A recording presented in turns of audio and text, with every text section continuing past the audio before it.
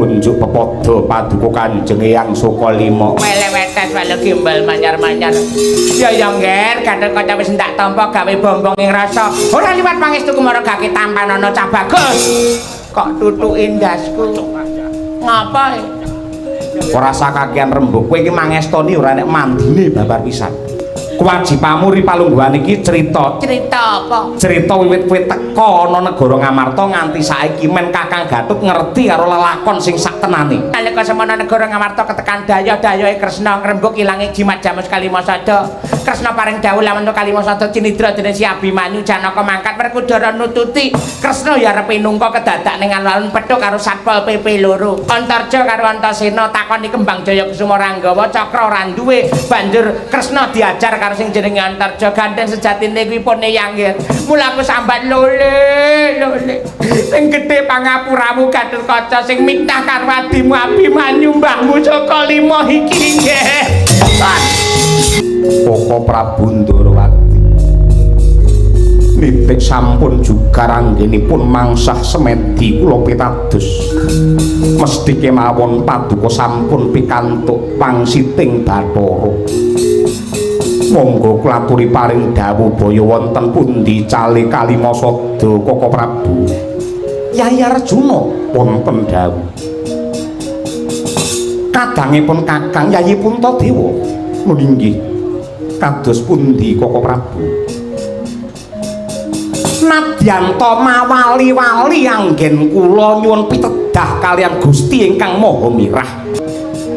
Cetha lamun to Kalimasada menika cinidra dening Duratmaka tur ingkang nyolong Jamus Kalimasada menika sanes tiyang liya braya malah keluarga Ngamarta piyambak. Ingkang ditetepake ana negara Ngamarta kuwi hukume kudu adil kanthi sak adil-adile. Nadyanto wong liya braya yen pancen gedhe labuhe marang negara kudu pinaringan wujude bebungah utawa nugraha. Kosok baline Nadyanto kulit daging keluarga pisan yen pancen kleru kudu pinatrapan ing pidana jumbuh lawan dosa lan keluputane. Nanging jenggirat raos sing manah kula Yayi Punta. Babar pisan ingkang Raka Ndarawati kok mboten nyakra bawa mboten dugamana. Kenging menapa kok Kalimasada dipun colong lari Plongkowati Abimanyu?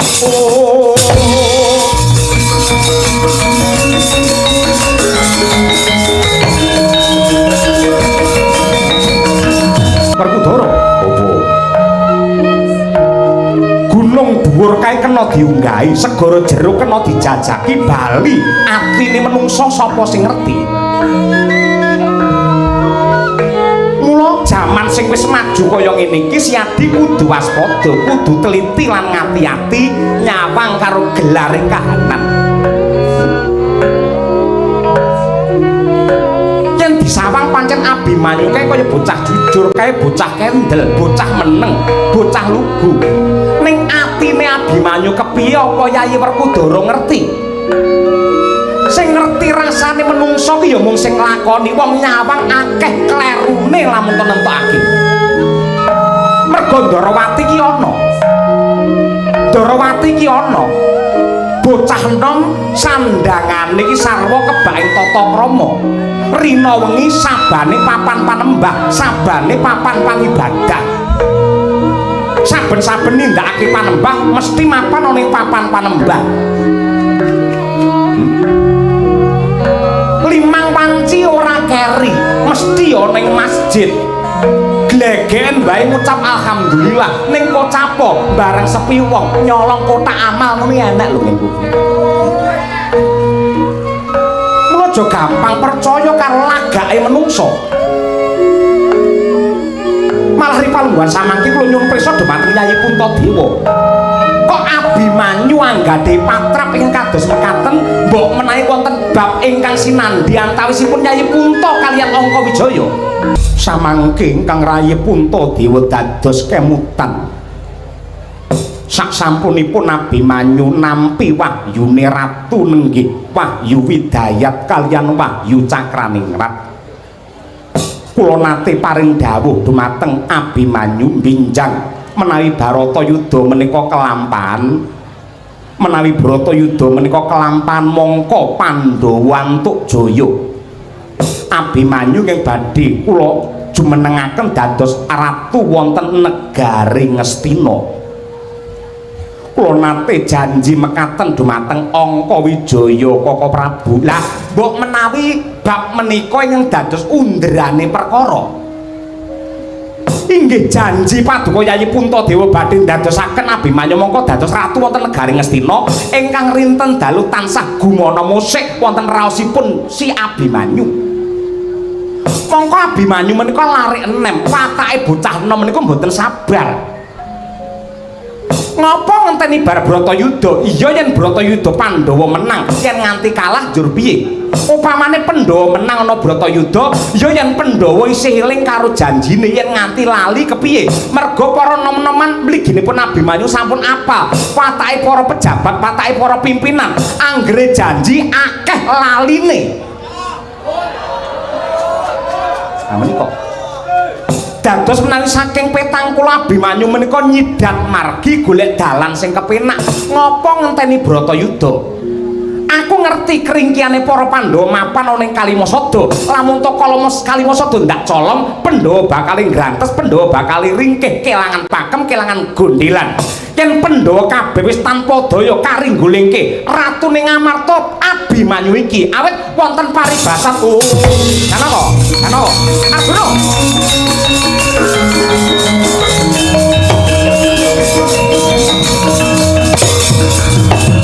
Werkudara. Lideng kakangku piye? Menyang endi lungane si Arjuna tek tanpa pepoyan? Pangurungan jujuk mring Plongkowati ngajar karo si Abimanyu.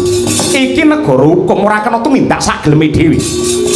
Yen nganti ana apa-apa tumrape Abimanyu lan Janaka, kowe aja mung meneng wae.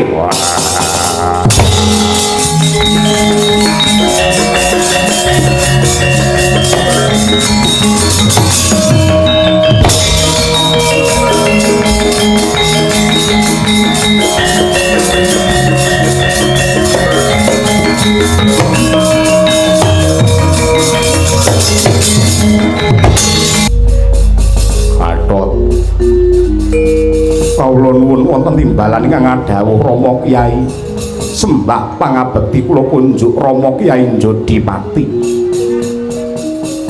Ndak pompo gawe bonggong ing rasa kripalungguhan iki anggen udan-udan aja kok kendhone kepara malah kencengana ingkang dipun kersakaken melu aku ning Plongkowati. Perlunipun menapa Kanjeng Rama nyekel karo adimu Abimanyu? Dosa kalupatanipun Abimanyu menapa? Wani nyolong jimat Jamus Kalimasada menika mboten pinanggih nalar. Abimanyu menika lari jujur, menika lari prasaja. Aku ya panemuku padha karo kuwi sing dawuh Iwak Ndarawati. Nanging wonten paribasan Kanjeng Rama, rasah paribasan ramangan bupak telakmu boko.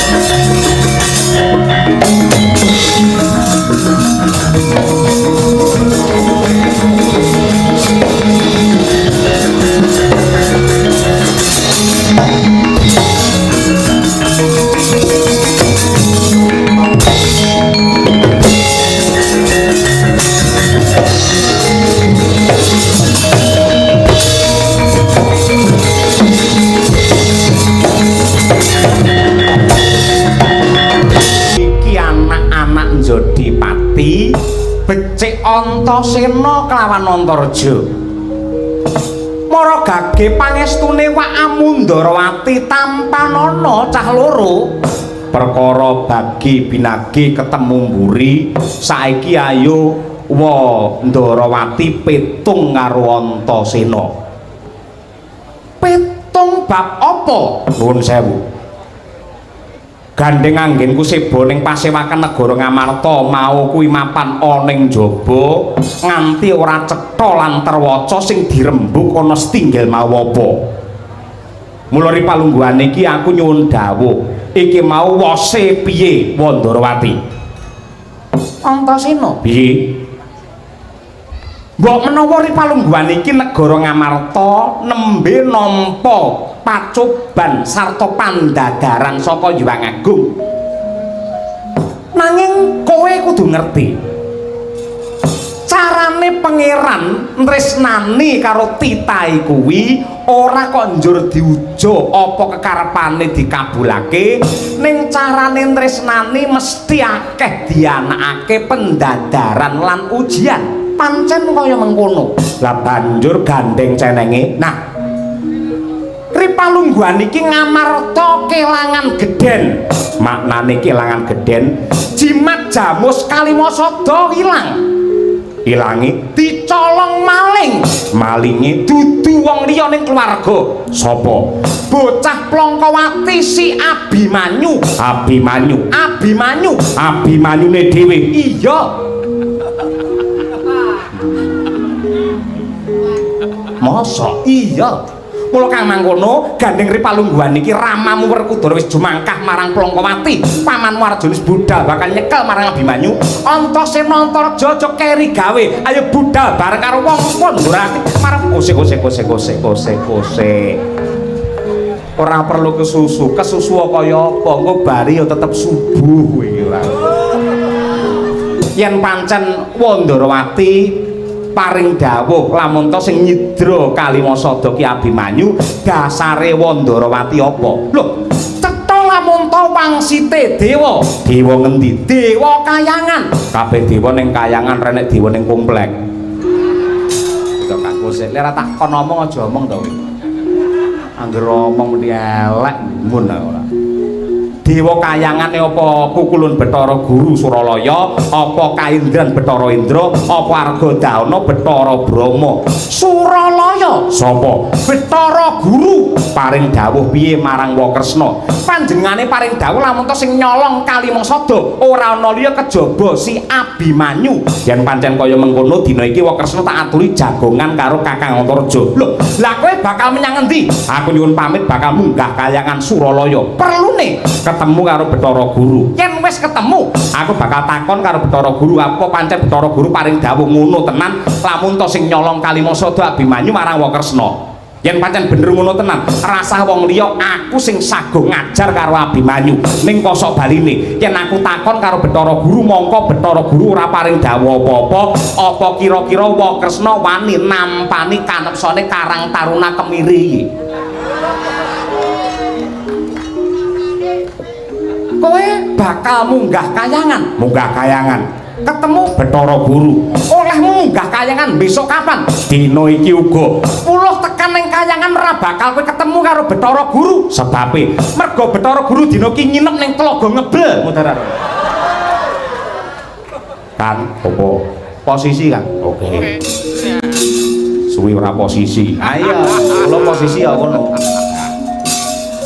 Nganti macem-macem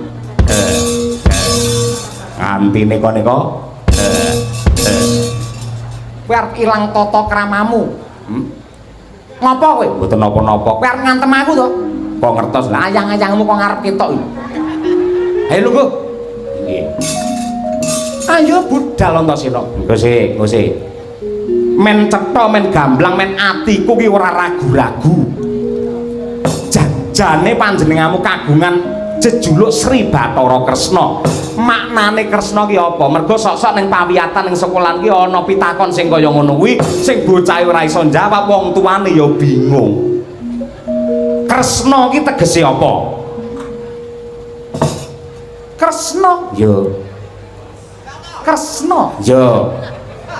Kresna kres kuwi landhep no kuwi padang kres tek landhep apa bangsane silet gunting pemes lan sak piturute aku ora ngerti mergo ki jarene wong aja jarene wong sing kagungan asma Kresna Paduka jarene wong karepe piye suwen brok kae wis lho lungguh sik Kang lungguh sik Paduka kudune kagungan asma Ratu Ndarawati Sri Bathara Kresna kudune tanggung jawab sak wutuhe sak ngertiku manut buku sing tak waca Kresna ki tegese ireng yen ireng-ireng cemani Sutya Indra kila ireng iki wiwit saka kulit daging getih nganti tekan balung sumsume mongko dadi srana kajayane para Pandhawa ora sah kok kandhani aku wis ngerti kowe tegese ngayomi karo para Pandhawa mesti bae ngayomi para Pandhawa sing kok ayomi Pandhawa tok apa klebu tedak turune Abimanyu tedak turun Pandhawa apa dudu anak Janaka cetha lamun tedak turun Pandhawa yen kowe mitnah karo Abimanyu nyolong kali Sada ngono kuwi ngayomi apa mateni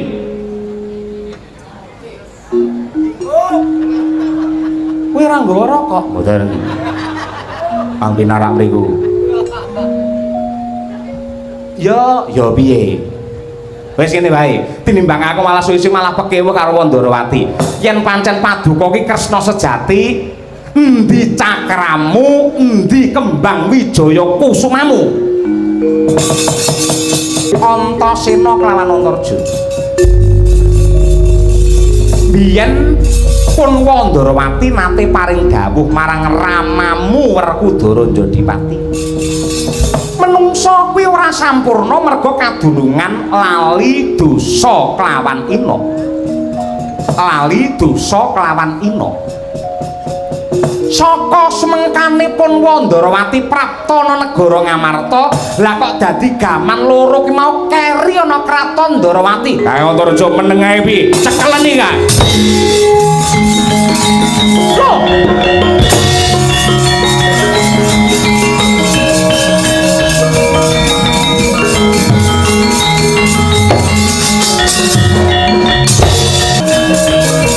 Antarja eling ger loh, dia. Hey!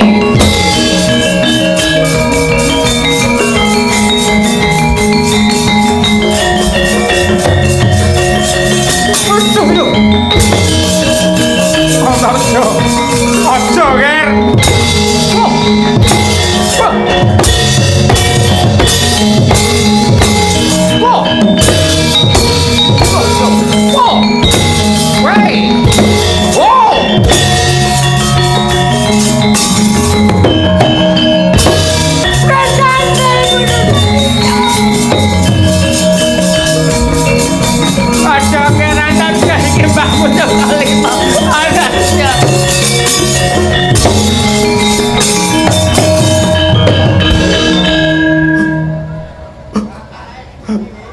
Ayahku ketangkep ora patut babar pisan swata ora iso nampa kanyatan iki bapakku Sukalima jaluk bali ora balekake wong Ngamarta ora arek kabeh kowe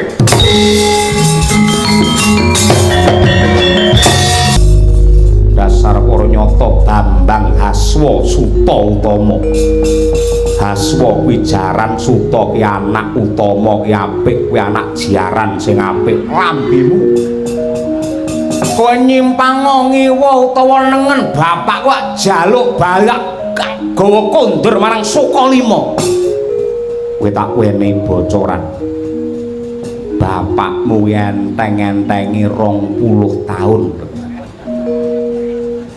yen pancen kowe tresna karo pakmu kowe baliya ning Sukalima cawisna daharan senengane pakmu apa unjukan senengane pakmu apa rokoke apa kirimen ning tahanan negara Ngamarta lambemu bapakku ki pendhita Parandiran dilebokke pakunjarane karepe piye aku wis niteni bolak-balik ngaku pendhita ngaku brahmana ngaku kiai pisan yen ambyur ana jagat politik mesti ora kajen kaya pakmu bapakku jaluk ulungake bareng karo jebole diadaku piye matang perkara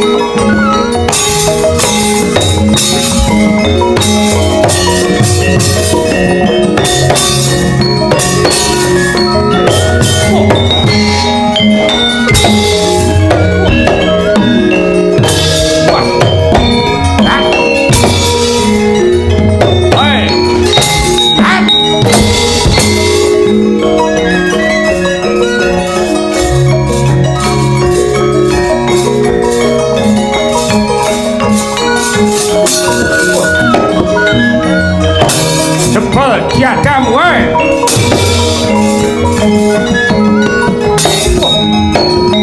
Ah. Sabar.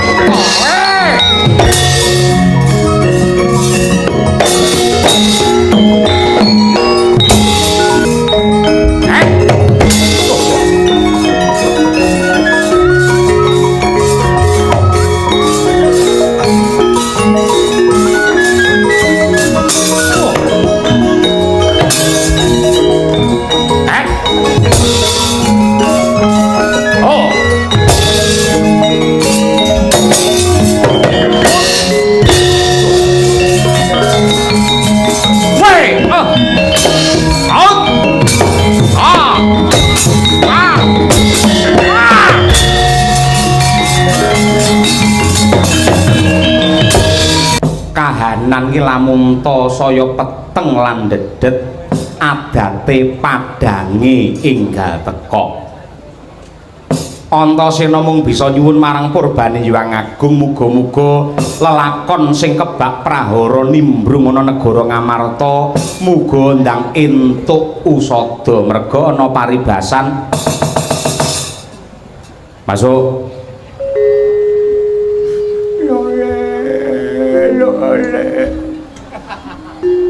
Ana kembal manyar-manyar pret gantel buntute kisa andeng-andeng ana mata yen dicuplak dadi molon jebebek Allah lole hirung gajah jenenge tlale nggih rembukan jenenge lambe wong wedok metu bengi jenenge lole. Pendhita omongane elek njaro kajen ora. Ubur-ubur ikan lele lole. Lapor Kang piye? Sakwise dianakake panggrebekan ana ing TKP apa kuwi tempat kejadian perkara. Bagus. Terus cethonge glo tanpa warana sing mimba Ratu Ndorowati mitnah kelawan Abimanyu simbah Durna iki. Go mlebu ning kantorku. Aduh diajar tenan iki aku. Aku nyayang aku.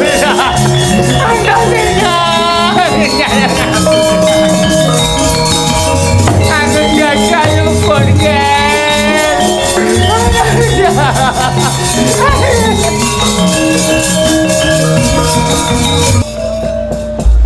Malang kadak ana ing tengahing dedalan. Nitik sandangane cetha lamun ta iki prajurit Ngamarta aja nganti mati tanpa aran ngaku sapa. Lek nomripatmu jerengen gobokmu prajurit Ngindraprasta. Jenengku Krida Manggala. Kowe barisan saka negara Ngastina. Ya, dasar Pranyata. Surtayu kang dadi aranku. Kowe aja melu celeng boloten kebo latengen tumrap lelakon iki kowe nyimpang nyiwa utawa nengen nyingkira nganti wong Amarta ora mbalekake sesembahanku penemban Durna aja takon ndak bumi angus negara Ngindraprasta. Blangap-blangap paton ngucap Pendhita Durna cetha lamun ta dosa lan kleru ya kene sing dibelani karo wong murtad kaya Kurawa kowe. Apa abang? Ripalungguhan iki Pendhita Durna tak balekke paton kowe pinter jebel diadani Krida Manggala. Sugih kendel bondo wani legan golek momongan punuk golek pasangan paling tatang grajal. Maju jangkah tangan pendar dadameran cepat igamu nglayang nyawamu rondo bojo tak kuroni batangmu.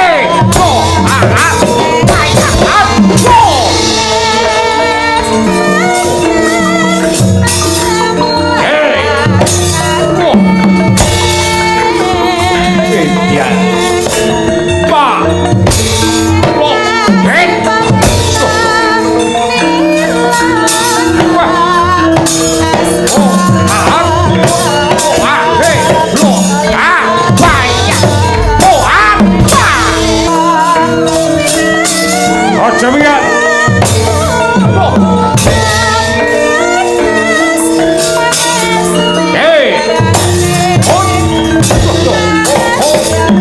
Yang digondeli.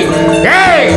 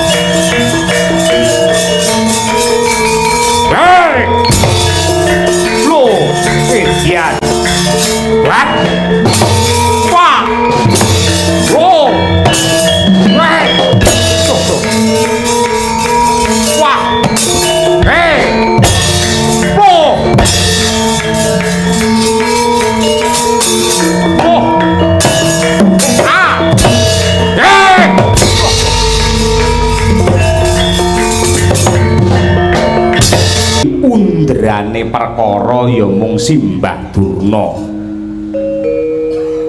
Kuncine iki marang kejujurane Simbah Sukalima anggene Waloka tumrap lelakon iki. Mula sepisan meneh aku tak nyuwun prisa. Mbah Durna kok mimba warna Ratu Ndarawati banjur mitnah karo si Abimanyu kuwi saka kersane Mbah Durna dhewe apa ana sing ngongkon? Saka karepku dhewe ora ana sing ngongkon kok nggih Antasena. Mbah, nadyanto aku ki cah enom, aku iki alus ya iso, kasar ya kulina. Ya ndak baleni nek Antasena ki dijak alus ya iso, dijak kasar ya kulina. Kejaba saka kuwi aku wis kulina nyinau. Wong iki ngucap goroh apa ora, jujur apa ngapusi iki aku iso nitik. Lelakon iki malah saya ruwet, lelakon iki bakal saya peteng lamun to Simbah Durna ora enggak Waloka. Sepisan meneh aku nyuwun prisa, nuwun sewu aku isih sabar lho iki. Mbah Durna nek mimba warna Ratu Ndarawati mitnah karo Abimanyu ki sing mrentah sapa? Ora ana sing mrentah metu saka karepku dhewe. Engko yen Mbah Durna paring dawuh sing mrentah iki, Nggir, aja kuwatir. Yen ana wong sing ngancam ngincim karo Mbah Durna, iki mengko Antasena sing bakal ngayomi karo panjenenganmu. Aku isih sabar, mongko wong sabar ki ana watese lho. pisan meneh Mbah Durna Tikmin Bawarna Ratu Ndarawati mitnah karo Abimanyu ki saka kersane Mbah Durna dhewe apa ana sing ngongkon? Ora ana sing ngongkon ya saka karepku dhewe. Mbah Durna Mimbawarna Ratu Ndarawati mitnah Abimanyu ki saka karepe dhewe apa ana sing perintah?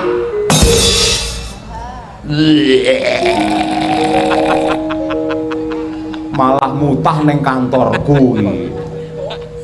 Bar mangan gule ya. Dek ngerti. Lah isih utuh kabeh iwake wedhus iki lho. Heeh, iki jane diresiki, dingetneh ya sik enak. Blani ora. Kaya ngono malah mutah ning kene. Tanggung jawab, ayo diresiki. Carane ngresiki piye? Golek wedi ning mburi kono, engko dibruk ning kene. Lelakonku aku pendhita nek malah ora kajen. Mergo saka patrapmu. Golek wedi. Mergo sing kuat dhewe iki manuk yang golek wedi ngono. Gandengane terus apa? Yen wis entuk wedi nang rene. Heeh, wis entuk iki sak tekem. Gorene. Heeh, terus piye iki? Dibrukne kuwi nggen sing kok utah-utahi lho. Wis Dicaruk. Dicaruk. Utah-utahan iki Dicaruk. lakone apa nek kaya ngene to, Geri. Gua ning mburi kono. Lole. Nong. Iki lho berkat. Gule lho iki enak lho. Awake kaya kiplah-kiplah kaya duduk gule. Ora sanjaraki mbandang rene. Ora. Yen ora jujur ora bakal rampung lelakon iki. Yen aku jujur cetha lamun to genah ndak ayomi, Mesti wae ndak ayomi. yen pancen ngono aku tak walaka. Blaka suta blak kotang terus tegang. Terang. Terus terang. Heeh, terus terang. Aku pancen ana sing ngongkon, ana sing perintah. Sing merintah sapa? Sing perintah ya kuwi ora ana liya Sinuwun Prabu Duryudana merga saka pangicuk-icuke Patih Sengkuni. Lah upamane muni ket ngono ket mau lah ora bakal saya ribet lalakon iki. Dadi sing ngongkon wa Prabu Duryudana. Heeh, merga saka akale Patih Sengkuni. Lah upamane ngono lak rampung. Pitakonku sing ngangka loro. Iki lak magepokan karo ilange Kalimasada. Aku tak nyuwun prisa karo Mbah Durna. Ilange Kalimasada ki sing nyolong sapa? Yen ndak takoni kuwi babar pisan aku ora ngerti. Aku menggunakake mumpung negara Ngamarta Puntadewa kelangan Kalimasada. Ning janjane Kalimasada ning ndi aku ora ngerti babar pisan aku ora mudeng. Yen ora percaya margake bengkandar karo cupun jantungku. Ora ana tanda lamun aku ilang Kalimasada. Aku menggunakake mung Pandhawa kelangan. Ya lek raro ya wis. Aku disumpah ya gelem. Lah iya yen taro ya wis. Yen pancen ora prisa sawetara wektu Mbah Durna ora kena kundur marang Sukalima, tetep lenggah ana ing negara Ngamarta kene. Aja kuwatir. Engko yen ngersakake dahar wis ana sing nyawisi, ngersakake ngunjuk wis ana sing nyediani. Arep pipis arep neng ndi wae wis ana sing ngeterke. Heeh, diterke, tahanan ra terke ya ucul. Lah iya ngono kuwi. Kakang Antarja, apa di? Wit mau tek aku ora ngerti klebate Kakang Gatotkaca ya, Kang. Rasaku tek ora kepinak. Coba Kakang Gar tak golekane aja-aja kok malah dadi perkara sing saya ribet saya ruwet malah Pandhawa lan anak-anake ora rukun cilaka kabeh.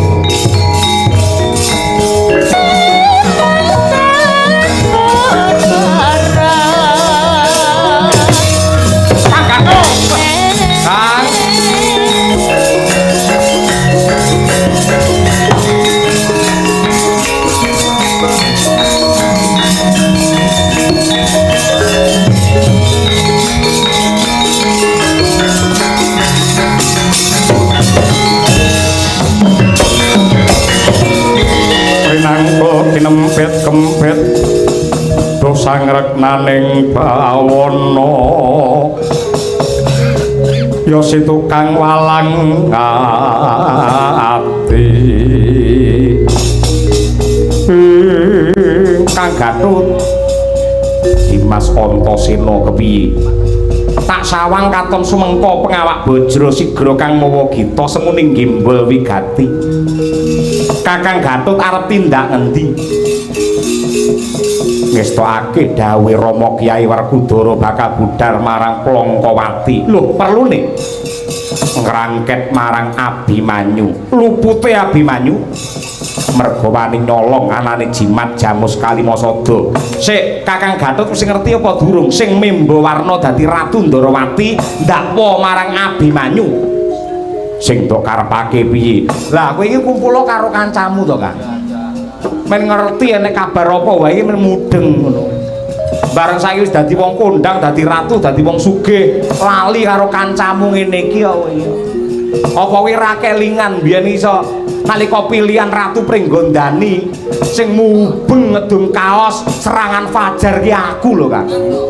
Bareng saiki wis dadi wong mulya lali karo adimu iki. Sing ndok karepake piye? Entenono kene, Kakang Antarja, tawanan gorene, Kang.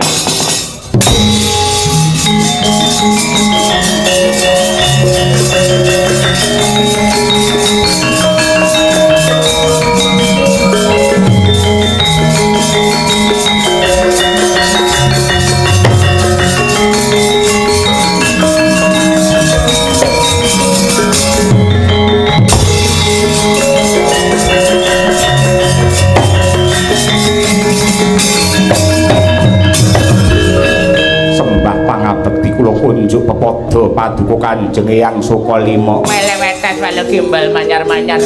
Ya ya ngger, Gatotkaca wis ndak tampa gawe bombong ing rasa. Ora liwat pangestu kumaragake tampanana Cah Bagus. Kok tutuki ndasku. Ngapa? Ora sakakean rembug, kowe iki mangestoni ora nek mandine babar pisan. Kewajibanmu ri palungguhan iki cerita. Cerita apa? Cerita wiwit kowe teka ana negara Ngamarta nganti saiki men Kakang Gatut ngerti karo lelakon sing sak tenane. Nalika semana negara Ngamarta ketekan daya-dayoke Kresna ngrembug ilange jimat Jamus Kalimasada. Kresna paring dawuh lamun Kalimasada cinidra dening si Abimanyu Janaka mangkat Werkudara nututi. Kresna ya arep nungka kedadak ning alun Pethuk karo Satpol PP 2. Antarja karo Antasena takoni Kembang Jaya Kusuma Ranggawa cakra ora duwe. Banjur Kresna diajar karo sing jenenge Antarja gandeng sejatine kuwi pone yangger. Mulaku sambat lole sing gedhe pangapuramu Gatotkaca sing mitah karo adimu Abimanyu mbahmu Sukalima iki nggih.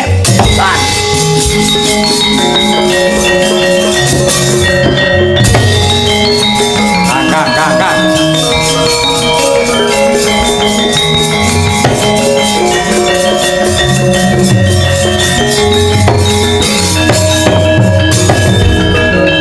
pisan ora nduga mono Eyang Durna sing wani tumindak candala ing budi.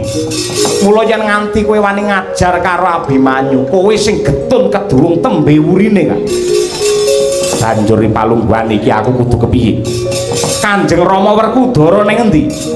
Neng Plongkowati bakal nyekel karo Abimanyu. Ora iso ngendhoni mesune bapak aja Gatotkaca kowe.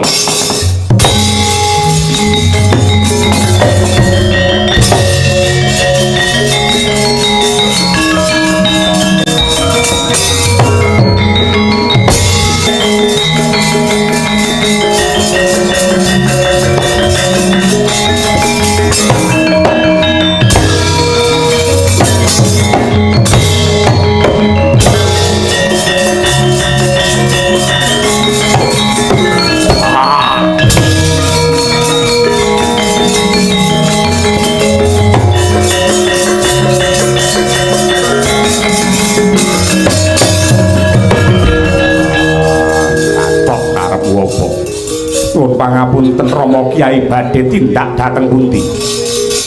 Kosok kupingmu. Nah bakal budhal marang Plongkowati nyekel Abimanyu. Sampun dados sumpahi Gatotkaca.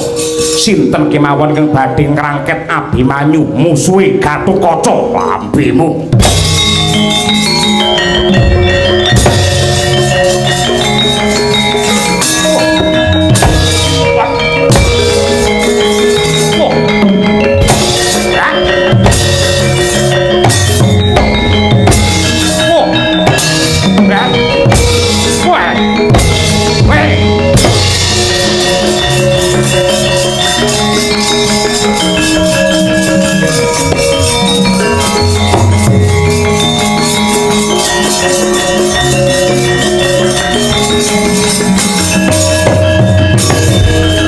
Setan membo menungso kowe Abimanyu ndak opiak ana kasatriyan Plongkowati parandene ora ana nadyan kowe ndelik ana kendhite langit tetep ndak goleki maling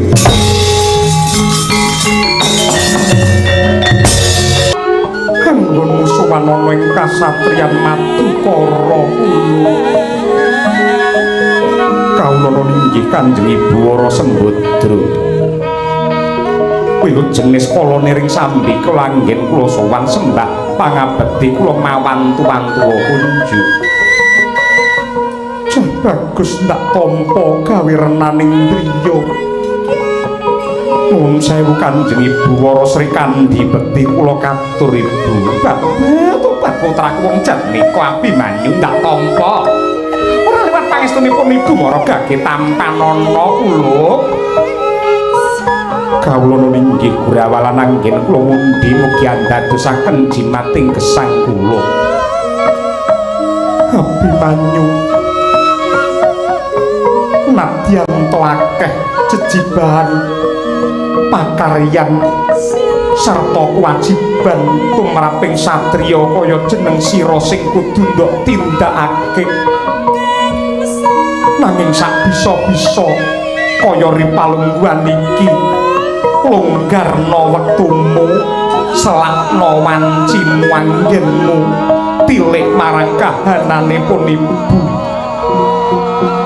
merga nadyan kaya ngapa lan kepiye anak kuwi uga sinebut putra tegese pangentas panandhange wong tuwa saka geni neraka sabisa-bisa kowe kudu pinter mikul dhuwur mendem jero lan gawe tentrem lan ayeme tumrape wong tuamu wis sawetara suwe ibumu kapang sawetara suwe ibumu kangen lan saben-saben aku kangen kelawan Abimanyu mesti aku manjing sanggar pamujan mangesti Gusti manembah kelawan Kang Maha Suci nyuwun marang purbane Hyang Manon supaya putraku Abimanyu Sembada dadi satriya ingkang prawira sarta darbe hambek ingkang jumbuh kelawan lajeng kautaman sarta bebener pinter ngayomi marang sagung para kawula dasih carane wong tuwa nyuntak rasa kangene marang anak ora ana liya kejaba mung nganggo katresnan mongko katresnan sing luhur dhewe iki kudu ndongakake marang wong sing dikangeni Abimanyu anut lakune Kurawa nguni patine sang Abimanyu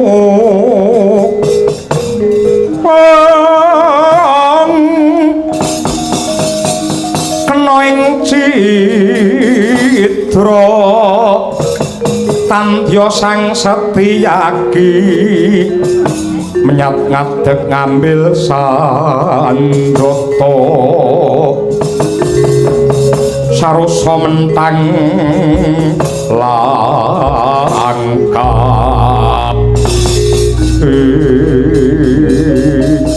aduh Kanjeng Ibu paduka jimat semban kuling marcapada prapting delahan sedaya dawuh paduka tartamtu badhe kula gegem kinarya pepakem anggen kula netepi dhumateng darmaning satriya rinten dalu ingkang kula antu-antu yen namung berkah pangestu paduka mugi saged anumusana Kanjeng Ibu aja kesusu bali marang Plongkowati ngentenana kundure ramamu Arjuna saka seba ning kraton Ngamarta mengko sira ndak kanthi kembul bujana kelawan ramamu mindah kaya apa Pangeran Arjuna lamun ta pirsa anake lanang suwana ning Madukara kene sarawuhmu aku ngaturake basa katur Kanjeng Pangeran bekti kula katur Pangeran iya ibune kula kelawan kenes wis ndak tampa pangestu Kumara Gage Tampanana ndak pundi muga dadi jimat kula pun dirangan kula kalih mugi andadosaken kasantosan lair batos kula pangeran. Nggih Abimanyu. Iki ramamu wis kondur bektiya karo bapakmu sing ngukir jiwa ragamu kula.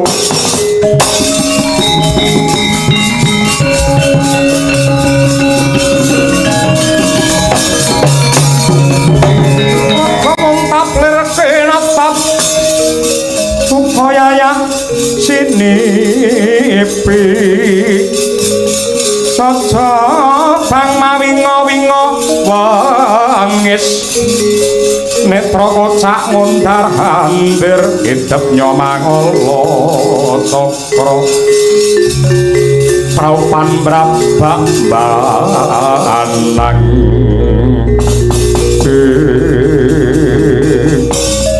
layak to layak tak opiak oneng Plongkowati ora ana jebul kuwi ndelik ana pinjunge mbokmu suplak andeng-andeng ora pernah nggone supik Janaka duwe anak maling kaya dapur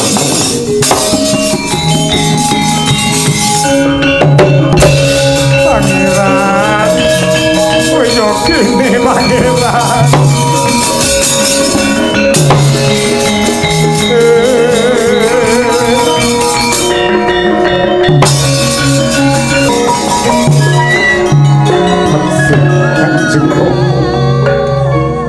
dosa kalepatan kula menika menapa Rama dene paduka ngajar dhumateng Abimanyu dosa munduk gendong luput munduk indik racake para putra-putra Pandhawa ki tansah gedhekake jiwa prawira jiwa satriya ingkang sepi pamrih rame gawe. Kapan bapakmu mudang dapurmu dadi maling ingkang dipun kersahaken kados pundi ripalungguhan iki Kalimasada ilang sing nyolong kuwi janji ora gelem balekake Kalimasada bapakmu tegel mentolo mecah lawan sirahmu Abimanyu kula boten ngertos Rama kula boten ngertos Kanjeng Rama kula boten ngertos kalipun Kalimasada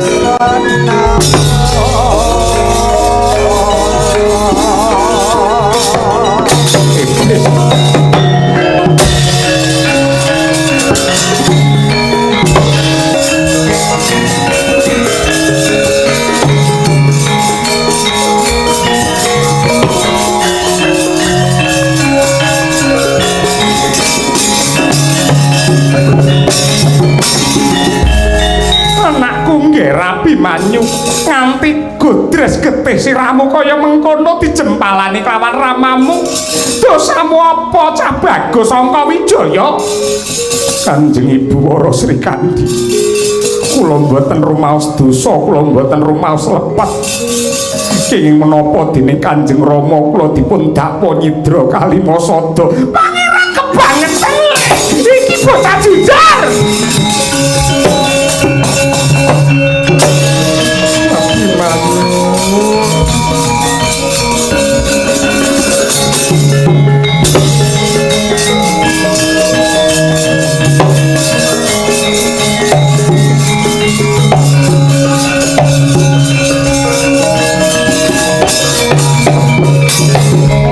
Pangeran Arjuna apa terlalu sampean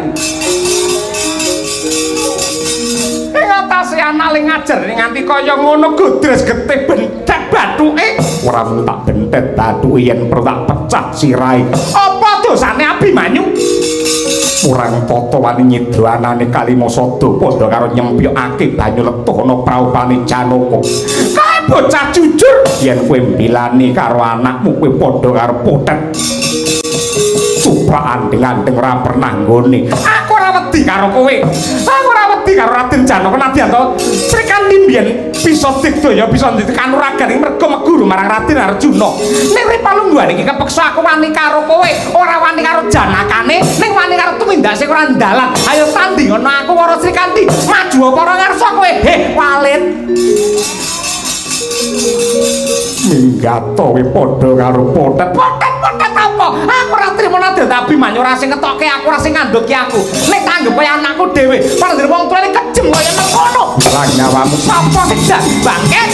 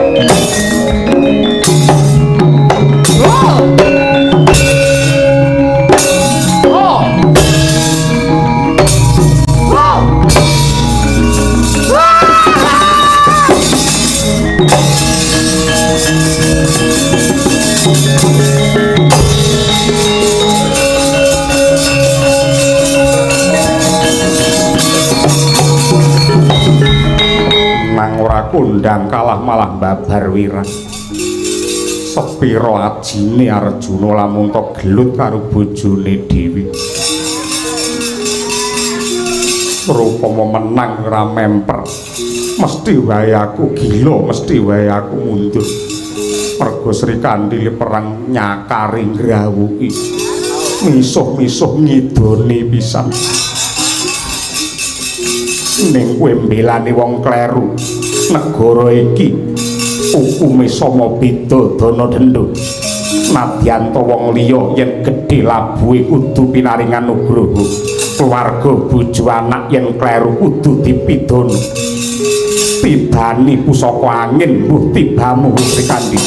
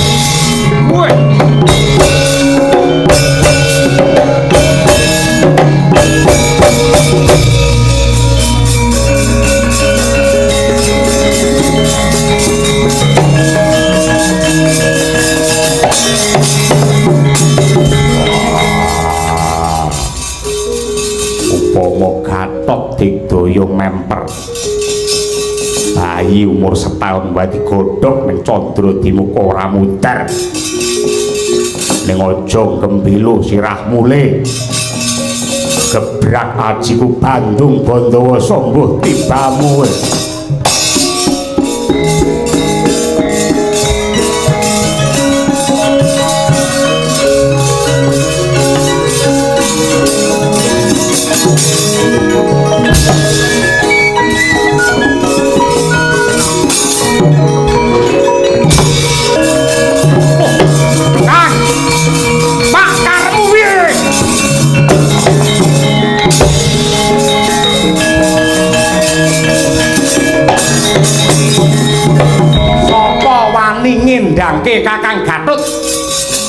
kowe arep apa? Ora patut babar pisan.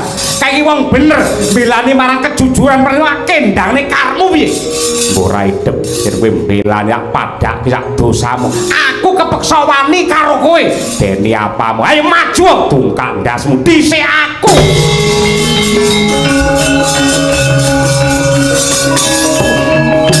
Ya.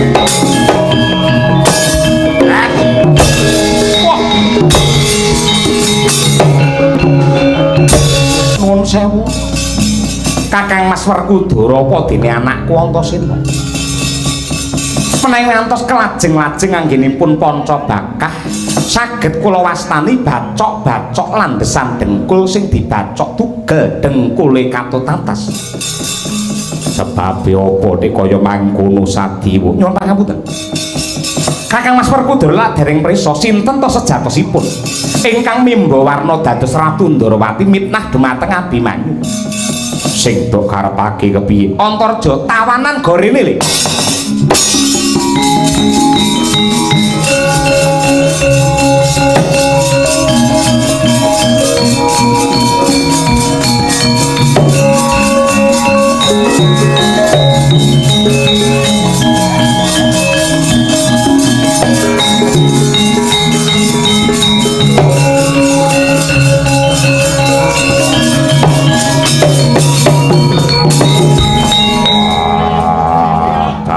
pisan ora nduga mono iki Durna bapakku basaku katur ya ngger Werkudara ndak tampa gawe bombong ing rasa ora liwat pangestu kumara gage tampenana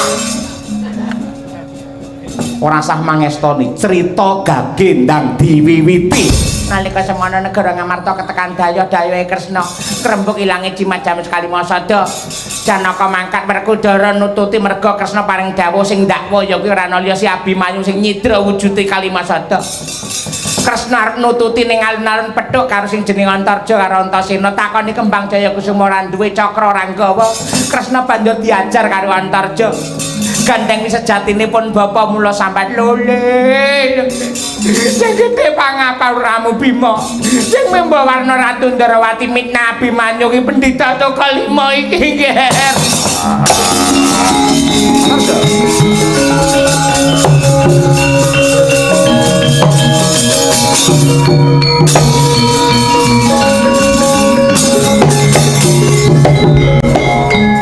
kados pundi Kakang Mas ora ngira babar pisan jebul Durna bapakku sing laku cidra lha nggih menawi ngantos paduka tega mentala kalian Antasena tan murunga badhe getun keduwung tembe wingkingipun kanthi gamblang wijang jlentreng lelampan menika lumantar Bapa Durna tegesipun Kakang Mas Werkudara mboten lepat Antasena ugi mboten lepat supados mboten wonten dosa antawisipun bapak lan anak monggo merdika kemawon kula aturi ren ing ngapuran wah Antasena apa Pak aku wong tuwa akeh lupute wecah enom sing gedhe pangapurane bapak njaluk ngapura padha-padha Pak aku ya njaluk ngapura lek kok ngantem ndasmu mau bocah ratu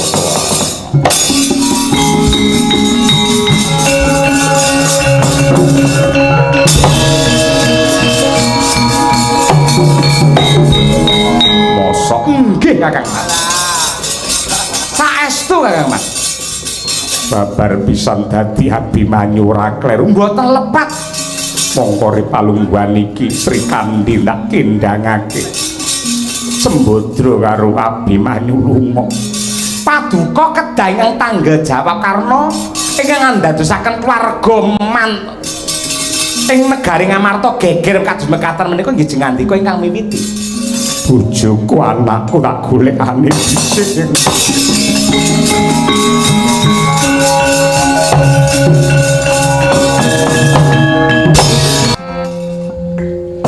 Astungkara Sidam sekaring bawana langgeng kawula nuwun sewu menika wonten piyayi putri ingkang kepareng minggah wonten ing pertapan Widara Payung dipun tepangaken kula ingkang dipun sepuhaken mapan wonten ing pertapan mriki nami kula pun Widara Sekar ngaturaken kawilujengan sarawuh paduka wonten ing rompok kula mriki Sang Ayu yo penemban matur nuwun awit pakurmatan ingkang wis nduk paringake marang aku ora liwat salam taklimku katur nun inggih sampun kula tampi sembah pangabekti kula kunjuk penemban inggih sampun kula tampi nyuwun pangapunten mboten kok nama kami tambuh ning dasare durung wanuh kalilan kula Nilaganda jengandika menika putri saking pundi lan sinten sinambating wewangi penemban disrawungake wae aku putri saka Madukara dene aranku utawa jenengku Wara Subadra sing ana mburi iki anakku lanang satriya Plangkawati Abimanyu lajeng kok keraya-raya minggah wonten ing Widara Payung wonten wigatos menapa sang putri aku rumangsa ayem tentrem adem kang dadi rasaku sawise ngambah ning pertapanmu kene malah sisan gawe supaya anakku Abimanyu ki saya tambah kawruh lan ngelmune bakal ndak suwitakake ana ngarsamu penemban Widara Sekar kaangkata mangka dadi putra siswamu lan aku sisan gawe titik daging sak gegem paribasane ya kuwi jiwa ragaku sak entek umurku iki bakal ndak entekake ning pertapan kene aku percaya lamun ta uripe menungsa ki sumanding karo Kyai Tan Wurunga bakal pinaringan wilujeng donya akhir Hong ilahe ngawit namastu namasidap tartamtu kanthi bingaing manah kula tampi menawi badhe lenggah wonten ing pertapan kula mriki namung kemawon kepeksa nyuwun pangapunten dinten samangke kula dereng saged atur piwucal kautaman dumateng ingkang putrapun Abimanyu sebab apa nek ngono penemban karana kula badhe minggah kahyangan kula nampi serat sedahan saking para dewa supados kula nekseni upacara pasiksan ingkang mapan wonten ing Kawah Candradimuka wonten titah kekalih ingkang nampi benduning dewa wujudipun Jalu kalian Pawestri menawi boten lepat naminipun Gatotkaca kalian Sri Kandi nedya dipun godhog dipun hukum wonten madyaning Kawah Candradimuka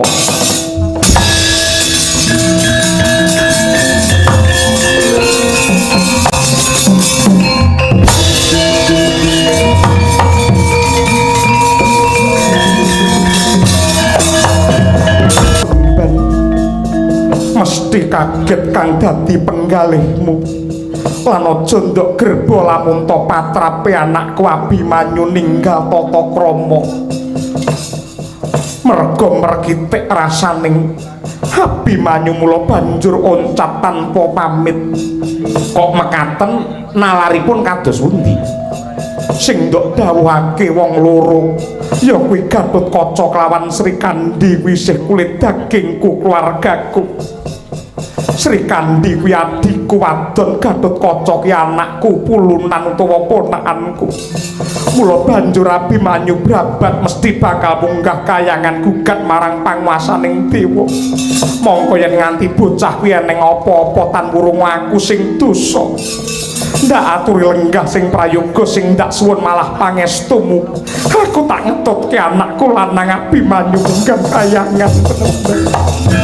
Ingkang waspada lan prayitna Sang Putri.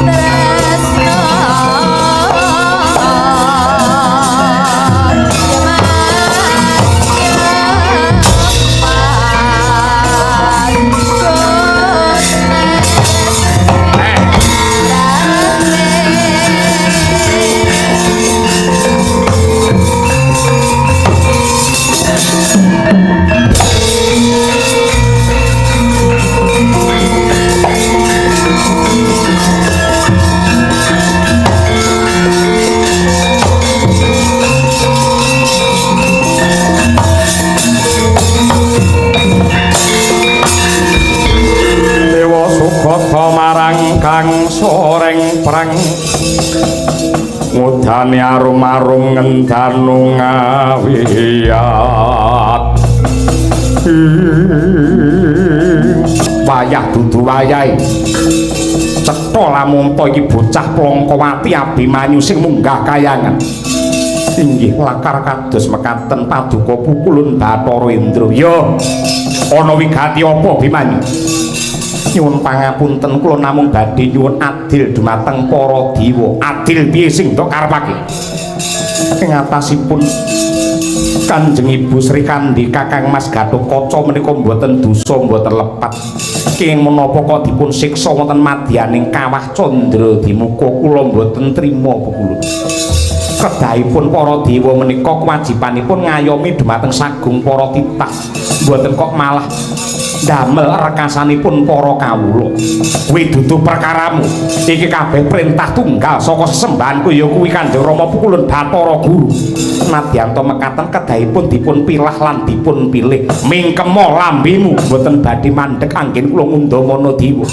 Mulih ra mulih ilang nyawamu sapa sing glundung mustakane ning kene.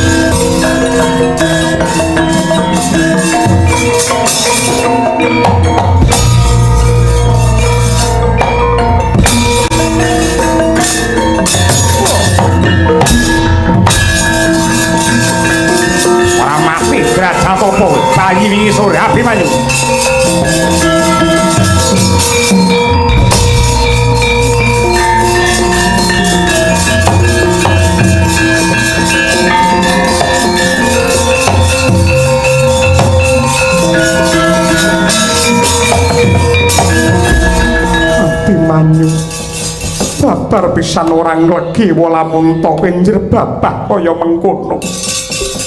Nadyan kaya ngapa lan kepiye ibumu sing bakal mbebantu. Muga-muga mbokmu isih duwe kemandhen.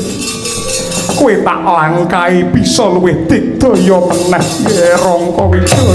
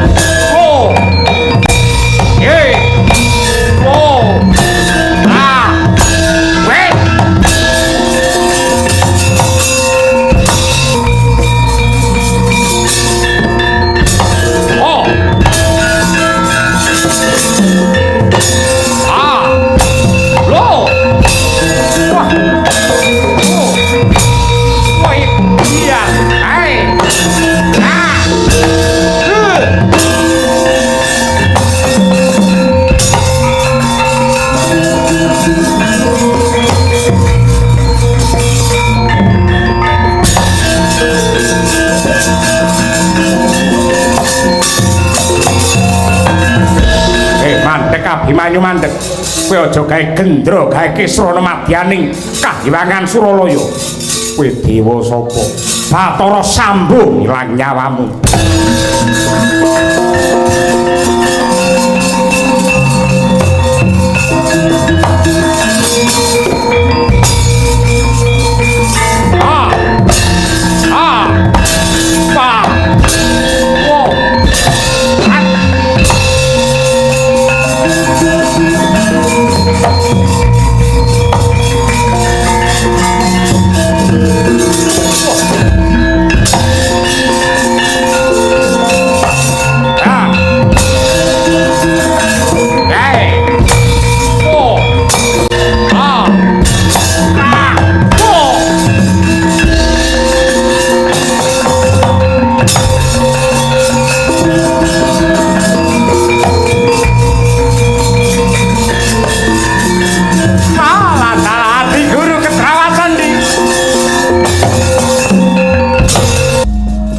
Ing atase Kahyangan niku geger gember mawaliat. Kok Adi Guru namung kendelan kewala menika jenengan nembe menapa? Kakang Narada kula nembe nglaras midhangetaken ungeling gamelan Lokananta. Pripun antep nggih? Nggih, antep sanget. Semunipun para dewa-dewa menika remen nabuh ingkang menika. Nggih. Punapi Kakang.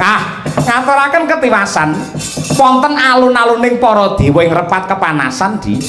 Wonten satriya Plangkamati pun Abimanyu sing didukuni karo mboke dhewe. Nenggipun Wara Subadra ingkang ngamuk punggung Sura Tantaha. Para dewa sampun tumandang lan makarti mboten wonten ingkang mangga puliya. Lajeng kados pundi? Lah, semunipun menika wonten gandeng ceneng-cenengipun kaliyan anggendika nyiksa dumateng Gatotkaca lan Srikandi. Menawi pengin Kahyangan slamet lare kala wau mangtasaken saking madyaning Candra Dimuka di.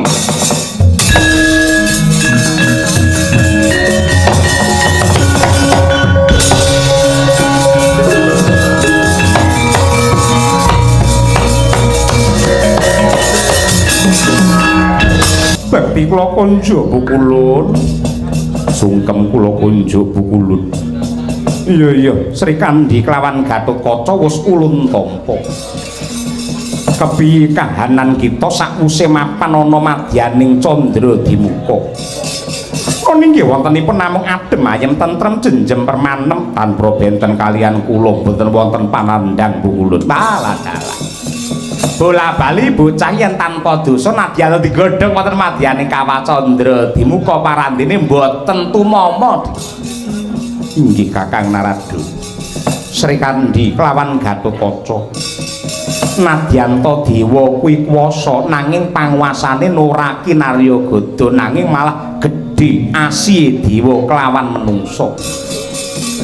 Kula kang mangkon uri palungguhan iki jeneng kita sakloron bakal ndak entasake saka madyaning Kawah Candra dimuka. Ndak jabel anggen ulun bakal nyiksa kelawan jeneng kita sakloron. Nyuwun pangapunten pukulun menawi kula wangsul dhateng negari Ngamarta mboten dados trontong pepadang. Wangsulipun jimat jamus Kalimasada muspra tanpa guna langkung prayogi kula mapan wonten mriki kemawon. Sumpahing manah kula mboten badhe mentas saking Candra dimuka menawi mboten amboyongi jimat jamus Kalimasada pukulun.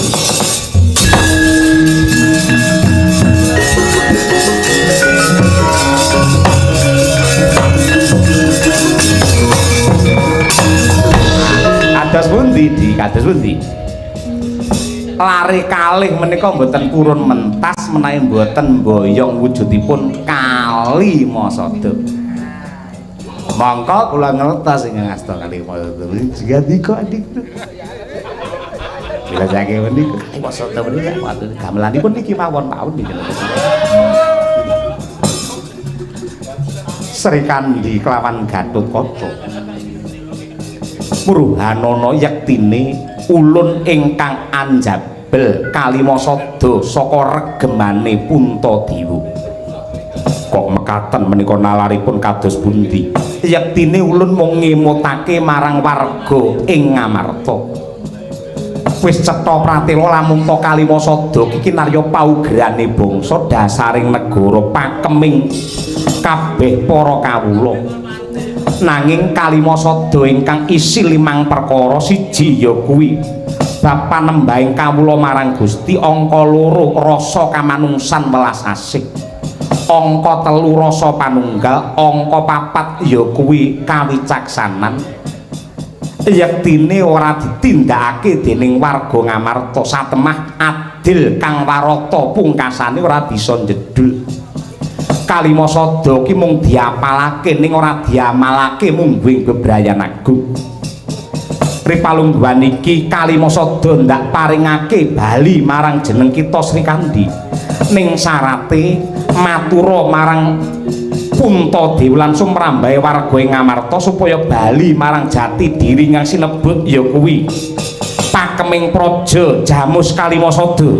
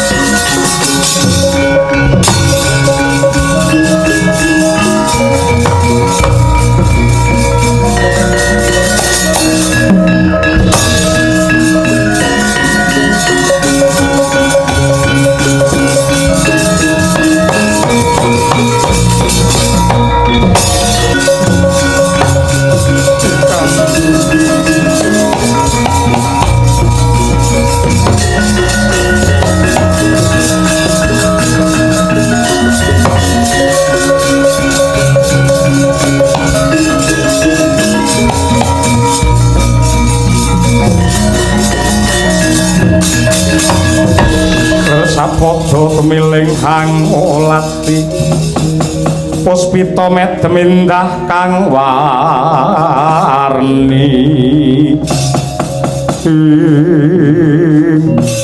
ngaturaken panuwun tanpa upami Kakang Bawara Sembadra lantaran pun Abimanyu ingkang mbarang amuk wonten kahiwangan Suralaya ndadosaken kula saged mentas saking madyaning Kawah Candra dimuka Kakang Mbok.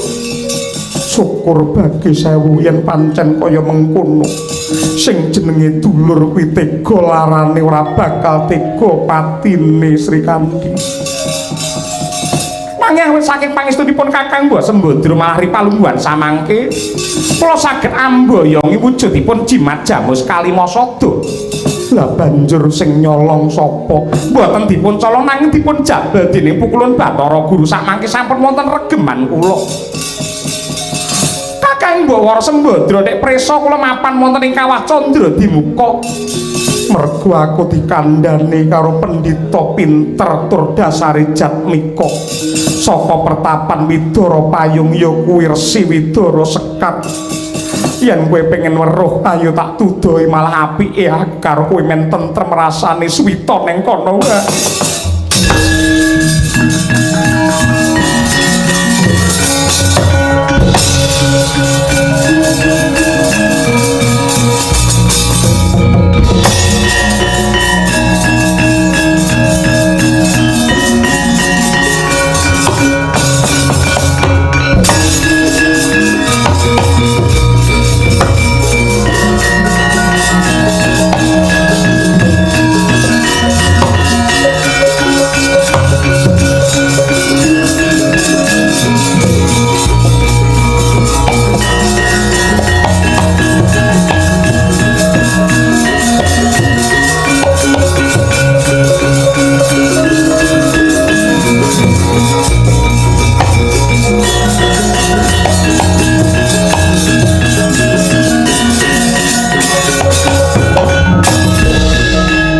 Kula konjo penemban inggih sampun kula tampi menika sinten? Mun inggih dipuntepananken nami kula pun Wara Sri Kandi kadangipun anem Kakang Mbok Wara Sembadra. Inggih sampun kula tampi kersanipun. Aku nyuwun palilah ya penemban. Aku rumangsa katrem jenjemapan ning pertapan Widara Payung iki. Aku tak nderek suwita neng kene karo anakku Abimanyu lan Gatotkaca. Aku moh bali marang negara Ngamarta mergo hawane panas menungsane mung golek benere dhewe-dhewe.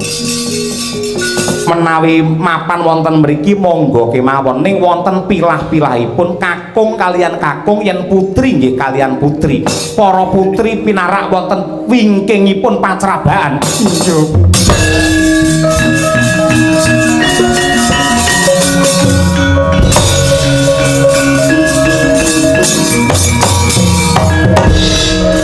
Menika sinten? Ditepungake iki bojone Sri Kandi kelawan Sembadra. Jenengku Arjuna, kowe sapa? Nami kula pun Widara Sekar, menika abdi kula pun Widara Geni. Wis meneng wae, wis. Keparengipun menapa? Wong lanang bakal muntap kanepsane lamun to dijawat bojone dijarak anake. Ndak pasrahake bojoku loro ning kene nanging ana syarate. Syaratipun menapa? Jebolen dadane Janaka. Lah iki we makarti.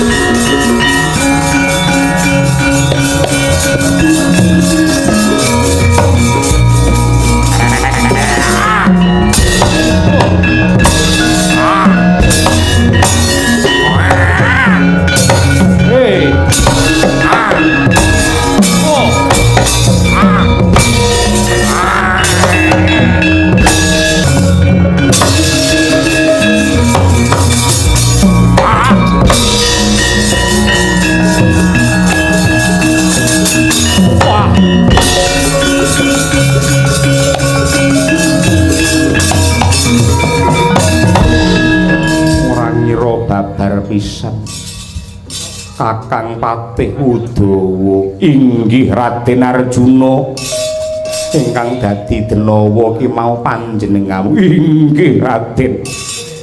Babar pisan ora nglegiwa inggih Raden. Lah banjur sing dadi pendhita kae sapa? Inggih Raden. Sing dadi pendhita kae sapa? Kula aturi mbatang piyambak menawi cantripun Udawa kinten-kinten pendhitanipun sinten?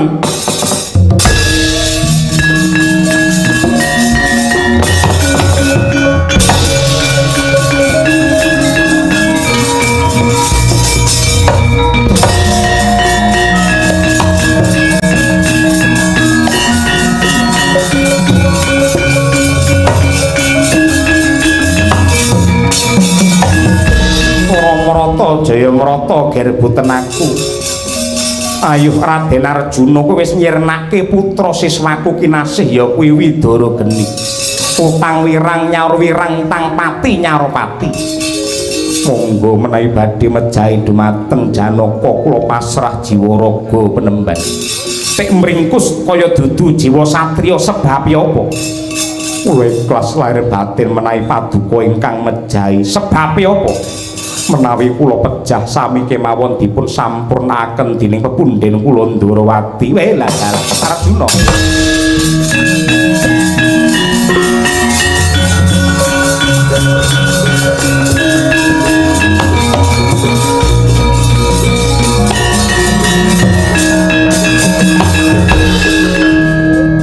Ngamarta Kidul lan Kesru kok malah jengandika reka-reka dadi Habib. Ndak rewangi kaya ngene iki mergo golek sisik melik baya ana ngendi ilange Kalimasada. Nyatane Repalungguhan iki kowe kudu ndodho. Ora mung wong priya sing bisa ngrampungi perkara, buktine nadyanta wanita sing jarene krubyuk kabotan pinjung Sri Kandi kelawan Sembadra bojomu loro iso ngrampungi gawe. Kalimasada wis ana tangane Sri Kandi. Ayo sing luwih prayitna, sing luwih waspada bali marang jati dirine bangsa Arjuna.